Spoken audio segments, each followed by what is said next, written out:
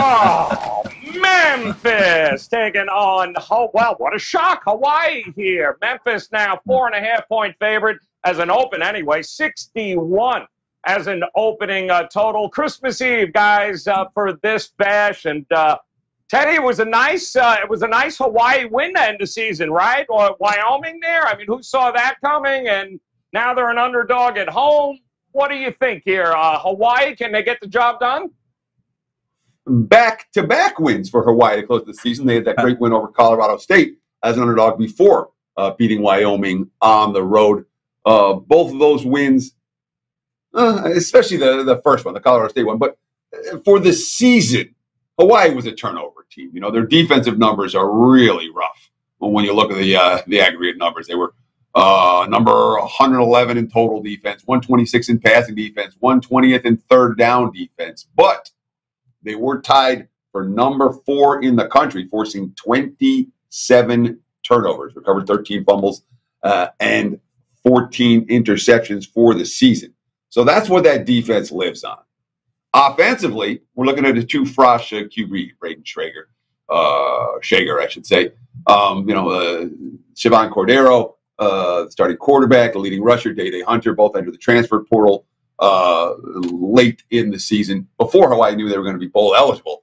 But those guys obviously are gone, and the markets have reacted accordingly. It's been nothing but Memphis money in this ballgame, although we just found out that officially Calvin Austin, Memphis' leading receiver, 174 receptions, 15.5 yards per catch, and 9 TDs on the campaign. He's not going to play.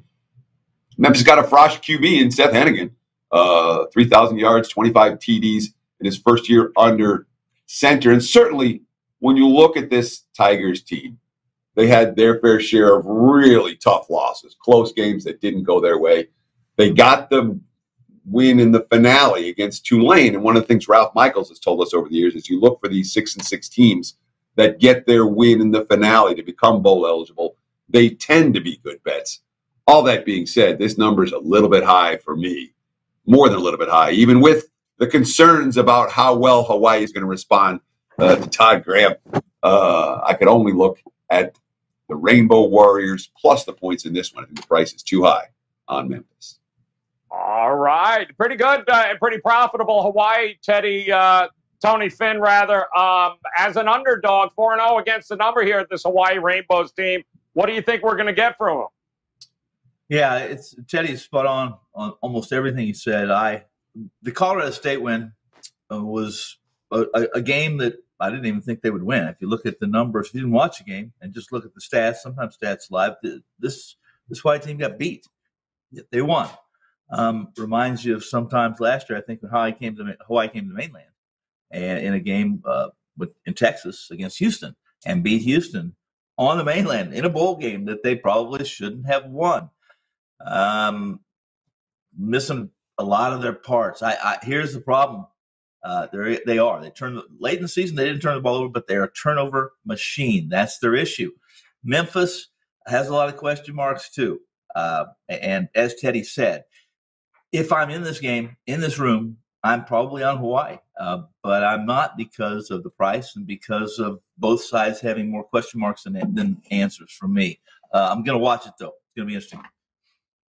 So, Dave, where there's smoke, there's fire here. Everyone hates the coach in Hawaii. Does that make a difference? Yeah, I think that's the biggest key to this game. If you're looking at it from a power ratings breakdown or situational breakdown or whatever, the line's too high. But all the reports coming out of Hawaii are negative. A lot of turmoil behind the curtain on this team. I don't know how well they've prepared for this game. And the quarterback who's taking over, quite frankly, not real impressed by him so far. His inexperience definitely showed. So it's a game where I'm actually against my numbers because the numbers indicate that 8.5 you should take with Hawaii. But I won't do it. In fact, I'll be on the other side here. I think Memphis is going to be excited to be in the bowl game because they managed to qualify for a bowl with that last win. And I think the behind-the-scenes turmoil on the Hawaii side is a big negative. I like Memphis in this game. Yeah, I mean, you lose your star QB, and it's a tough spot there, guys, in that matchup.